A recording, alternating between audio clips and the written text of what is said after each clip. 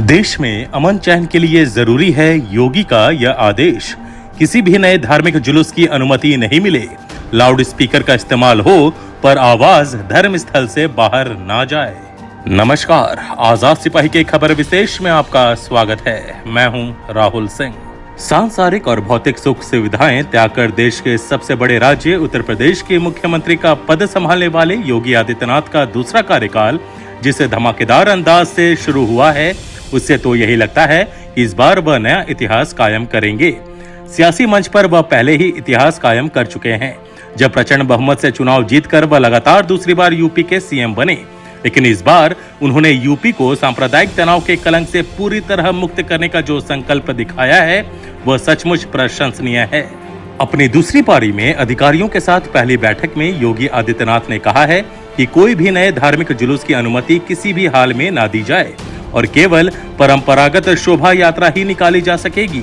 इतना ही नहीं, उन्होंने धर्म स्थलों पर लाउड स्पीकर के इस्तेमाल को भी सीमित करने का जो उपाय सोचा है, वह भी पूरे देश के लिए एक मिसाल है। योगी ने कहा है कि धर्म स्थलों पर लाउड स्पीकर का इस्तेमाल किया जा सकता है, लेकिन उसकी आवाज परिसर से बाहर नहीं जानी चाहिए। इसके अलावा उन्होंने अपने मंत्रियों के लिए तकनीक की जानकारी को अनिवार्य कर दिया है, जिसके कारण अलग खलबली मची है। इस तरह की व्यवस्था यदि पूरे देश में लागू कर दी जाए तो न कहीं सांप्रदायिक तनाव होगा और न हिंसा। योगी आदित्यनाथ के इन आदेशों के महत्व को रेखांकित करती आजाद सिपाही के विशेष संवाददाता राकेश सिंह की खास रिपोर्ट। देश के सबसे बड़े राज्य उत्तर प्रदेश में राजनीतिक इतिहास कायम करते हुए लगातार दूसरी बार मुख्यमंत्री बने योगी आदित्यनाथ ने अपने दूसरे कार्यकाल की शुरुआत धमाकेदार अंदाज से शुरू की है। उन्होंने साफ कर दिया है कि राज्य की कानून व्यवस्था से कोई समझौता नहीं किया जाएगा। अधिकारियों के साथ अपनी पहली विस्तारित बैठक में उन्होंने साफ शब्दों में कहा कि उन्माद फैलाने और अफवाह फैलाने वाले हर व्यक्ति के खिलाफ कार्रवाई हो, वह चाहे जिस भी पक्ष का हो। बिना अनुमति के कोई शोभा यात्रा या धार्मिक जुलूस नहीं निकालने दिया जाए। अनुमति भी केवल उन्हें ही दिया जाए जो परंपरागत हो और किसी भी नई परंपरा की शुरुआत न होने दी जाए। योगी ने अलीगढ़, सहारनपुर और लखनऊ के गुंडबा की घटना पर नाराजगी जाहिर की और वरिष्ठ अधिकारियों को सख्त कार्रवाई के निर्देश भी दिए। मुख्यमंत्री ने कहा कि अपनी धार्मिक विचारधारा के अनुसार सभी को अपनी उपासना पद्धति को मानने की स्वतंत्रता है। माइक लाउड स्पीकर का प्रयोग किया जा सकता है, लेकिन यह सुनिश्चित हो कि माइक की आवाज उस परिसर से बाहर ना जाए। अन्य लोगों को कोई असुविधा नहीं होनी चाहिए। नए स्थलों पर माइक लगाने की अनुमति किसी भी सूरत में नहीं दी जाएगी। इसके अलावा मुख्यमंत्री ने कहा कि हर त्योहार शांति और सौहार्द के साथ संपन्न हो, इसके लिए स्थानीय जरूरतों को देखते हुए सभी जरूरी प्रयास किए जाएं। शरारतपूर्ण बयान जारी करने वालों के साथ कड़ाई से पेश आएं। माहौल खराब करने की कोशिश करने वाले अराजक तत्वों के साथ पूरी कठोरता की जाए। ऐसे लोगों के लिए सभ्य समाज में कोई स्थान नहीं होना चाहिए। उन्होंने कहा कि धार्मिक कार्यक्रम, पूजा पाठ निर्धारित स्थान पर ही हो। यह सुनिश्चित करें कि सड़क मार्ग यातायात बाधित कर कोई धार्मिक आयोजन ना हो। इसके अलावा मुख्यमंत्री योगी आदित्यनाथ ने सभी विभागीय मंत्रियों को अपने अपने विभाग के बारे में कैबिनेट के सामने खुद ही प्रस्तुतिकरण करने को कहा है। इसमें विभागीय अपर मुख्य सचिव और प्रमुख सचिव केवल नाम मात्र ही सहायता करेंगे। मंत्रियों को खुद ही संचालन करना होगा और उन्हें हर बारीकी की जानकारी देनी होगी। ऐसे में कई मंत्रियों के सामने तकनीकी रूप से प्रशिक्षित न होने के कारण दिक्कतें पेश आ सकती हैं। योगी आदित्यनाथ के ये आदेश दूरगामी असर वाले तो हैं ही, इनसे यूपी में अमन चैन का माहौल कायम होगा। पिछले एक पखवाड़े के दौरान देश के सांप्रदायिक माहौल में जो गिरावट आई है, उसमें योगी के ये आदेश कितने प्रभावकारी हो सकते हैं, यह केवल कल्पना की जा सकती है।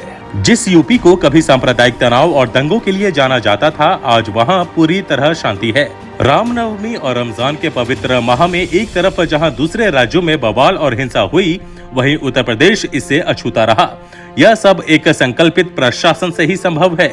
योगी आदित्यनाथ के आदेश से साफ हो गया है कि वह बिना किसी भेदभाव के उत्तर प्रदेश को देश का सबसे सुशासित और शांतिपूर्ण राज्य बनाने के अपने संकल्प पर तेजी से आगे बढ़ रहे हैं।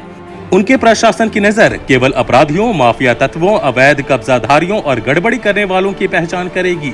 धर्म, जाति या संप्रदाय के आधार पर कोई भेदभाव नहीं होगा। यह यूपी के विकास की नई सोच को प्रदर्शित कर रहा है। योगी आदित्यनाथ ने साफ कर दिया है कि उनकी सरकार की कानून व्यवस्था पर पकड़ सबसे मुख्य काम होगा और अपराध के प्रति जीरो टॉलरेंस की नीति अपनाई जाएगी। यही कारण है कि आज उत्तर प्रदेश में भाईचारा और अमन चैन कायम है और धर्म की सियासत करने वालों ने अपने रास्ते बदल लिए हैं। उत्तर प्रदेश के माहौल में आया यह जबरदस्त अंतर अब देश भर में लागू करने का समय है। योगी के शासन का यह तरीका समाज विरोधी तत्वों में खौफ पैदा कर रहा है, वहीं अपराधियों की हिम्मत भी टूट रही है। अब गड़बड़ी करने वाले जानते हैं कि उन पर शासन की निगाह है और वे गड़बड़ी कर बच नहीं सकते हैं। दूसरे राज्यों को भी इससे सीखने की जरूरत है, क्योंकि योगी के शासन का इकबाल अब दिखने लगा है। यदि इस तरह के आदेश हर राज्य के मुख्यमंत्री लागू कर दें, तो फिर देश में सांप्रदायिक तनाव की बातें इतिहास के पन्नों में समा जाएंगी। तब ना किसी बुलडोजर की जरूरत पड़ेगी और ना ही सियासत का रंग ढंग धर्म और संप्रदाय को देखकर चलेगा।